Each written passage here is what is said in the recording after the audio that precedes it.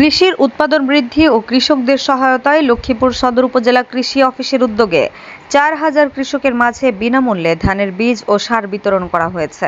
বৃহস্পতিবার ২ জুলাই সকাল ১১টায় লক্ষ্মীপুর সদর উপজেলা পরিষদ মিলনায়তনে এ বিতরণ অনুষ্ঠানের আয়োজন করা হয়।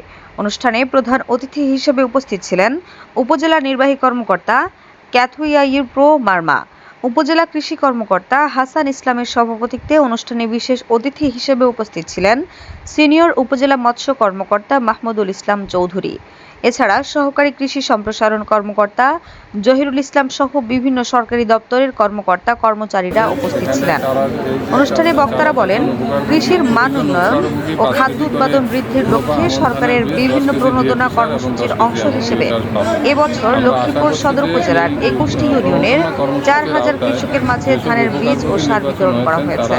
কৃষি অফিস সূত্রে জানা যায়, প্রত্যেক কৃষককে ১০ কেজি ধানের বীজ এবং ১০ কেজি সার প্রদান করা হয়েছে। বীজ ও সার পেয়ে কৃষকরা সন্তোষ প্রকাশ করেন। তারা বলেন, সরকারের এ ধরনের সহায়তা কৃষি উৎপাদন বাড়াতে গুরুত্বপূর্ণ ভূমিকা রাখবে।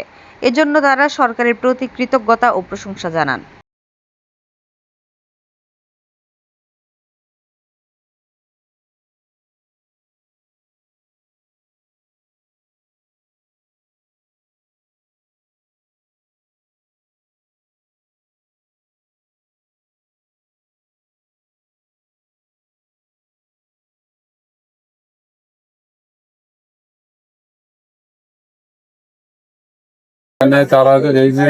চারাগাছজন উপকারভোগী, প্রতিজন উপকারভোগী ৫ কেজি করে রোপা আমন ধানের বীজ, ১০ কেজি ডিএপি সার এবং ১০ কেজি অ্যামোনিয়া সার পাবে।